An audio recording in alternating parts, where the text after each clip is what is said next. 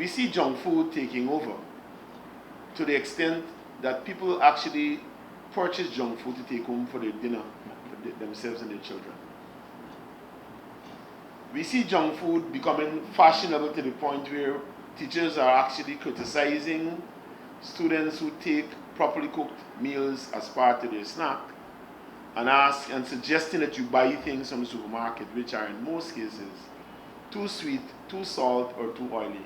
That was Permanent Secretary in the Ministry of Agriculture, George Jarvis.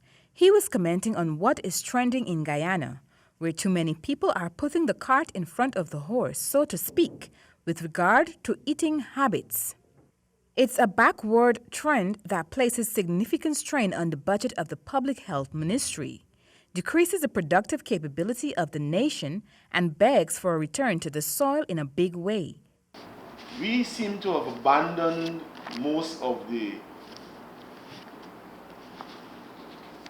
available, nutritious, and fresh foods in exchange for foods that are produced in other countries, and whose only claim to fame is the fact that they've been packaged and marketed so well that you can't help avoiding at a leaf to pick up broccoli. The result of this backward trend is widespread obesity, which generates an abundance of non-communicable diseases that are avoidable. Now let's hear how the authorities plan to cope with this challenge. And one of the things we are pushing hard for, and the Ministry of Education has already indicated that they're willing to work with us, is to start introducing at the school feeding programs the kinds of foods that we would like persons to take with them as they go forward. And we're talking about safe, nutritious, and fresh foods. We're talking about putting away some of those things that we buy. We're talking about milk that's produced locally and from animals that we know are not genetically modified.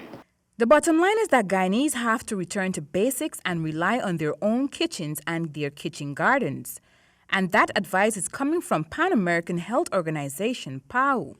Here's PAHO's country representative, Dr. William Adu Crow.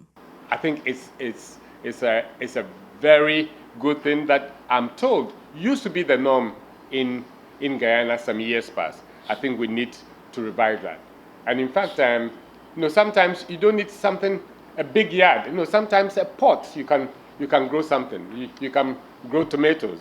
One startling observation by the authorities is that females are most affected by obesity in Latin America and the Caribbean. For HGP Nightly News, Ayana George.